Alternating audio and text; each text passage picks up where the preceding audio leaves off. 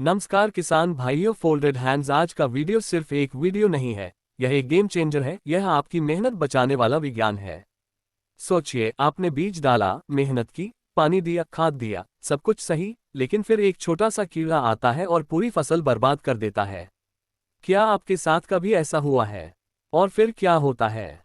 आप सीधे दुकान पर जाते हैं, दुकानदार कहता है, भाई ये दवाई ले जाओ, सब ठीक हो जाएगा। और सच बताए, कभी दवाई काम करती है और कभी पैसे पानी में चले जाते हैं। ऐसा क्यों होता है? क्योंकि हम दुश्मन को पहचानते ही नहीं। अगर डॉक्टर को बीमारी ही नहीं पता तो इलाज कैसे करेगा? और इसीलिए आज मैं आपको बनाऊंगा अपनी फसल का डॉक्टर। लेकिन रुक जाए, वीडियो के बीच में मैं आपको एक ऐसा राज बताऊंगा जिससे आपका कीटनाशक खर्च आधा हो जाएगा। मिस मत करना।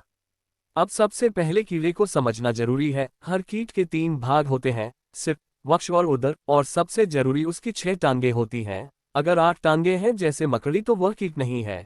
तो भाई, अगर मकड़ी को कीट समझकर कीटनाशक मारोगे तो पैसा गया समझो। अब सबसे जरूरी बात, कीड़ा सबसे ज्यादा नुकसान कब करता है? लावा अवस्था में, यानी जब वह सुंडी या इल्ली होता है। 90% नुकसान इसी अवस्था में होता है। तो आसान नियम है, छोटा है तभी मारो, बड़ा होने का इंतजार मत करो। और अगर आपने ये समय खो दिया तो आप चाहे कितनी भी महंगी दवाई डाल लो, परिणाम शून्य रहेगा। अब समझते हैं 2 प्रकार के कीट। पहला, चबाने वाले कीट जो पत्ते खा जाते हैं और छेद कर देते हैं जैसे सुंडी और टिड्डा। इनके लिए संपर्क या पेट में असर करने वाली दवा चाहिए। दूसरा, रस चूसने वाले कीट जो पौधे का रस चूसते हैं और पत्ते मुरझा जाते हैं जैसे एफिड्स, सफेद मक्खी और थ्रिप्स। इनके लिए सिस्टेमिक कीटनाशक चाहिए। क्या आपने कभी सोचा सफेद मक्खी पर स्प्रे कम क्यों काम करता है? क्योंकि वह रस चूस रही है, इसलिए दवा पौधे के अंदर जानी चाहिए। अब खेत के कुछ उदाहरण, कपास में गुलाबी सुंडी, धान में तना छेदक, मिर्च में थ्रिप्स और सबसे खतरनाक सफेद मक्खी जो वायरस फैलाती है, एक पौधे से पूरा खेत खराब कर देती है। अब समाधान की बात करते हैं। आईपीएम यानी एकीकृत कीट प्रबंधन। इसका मतलब है हर बार जहर नहीं बल्कि समझदारी से काम करना। गहरी जुताई करो, फसल चक्र अपनाओ। टमाटर के बाद मिर्च मत लगाओ, लाइट ट्रैप लगाओ, फेरोमोन ट्रैप लगाओ। ये नर कीट को प्यार में फंसा देता है। जैविक नियंत्रण में लेडीबर्ड बीटल और नीम तेल का उपयोग करो। ये कीड़े को मारता नहीं बल्कि उसकी जिंदगी खराब कर देता है। और जब सभी तरीके असफल हो जाए तब रासायनिक नियंत्रण अपनाओ, लेकिन समझदारी से। अब कीटनाशक समूह समझो। ऑर्गेनोफॉस्फेट तंत्रिका तंत्र पर असर करते हैं। पाइरेथ्रोइड तुरंत असर करते हैं। नियोनिकोटिनॉइड रस चूसने वाले कीटों के लिए बेहतर हैं और डायमाइड लंबे समय तक असर करते हैं। लेकिन अगर आपने स्प्रे गलत किया तो सब बेकार हो जाएगा।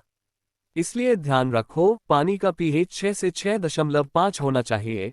होलोकोन नोजल का उपयोग करो। सिलिकॉन स्प्रेडर जरूर डालो और प्रति एकड़ 150 से 200 लीटर पानी का उपयोग करो। याद रखो, दवाई महंगी नहीं होती, तकनीक महंगी होती है।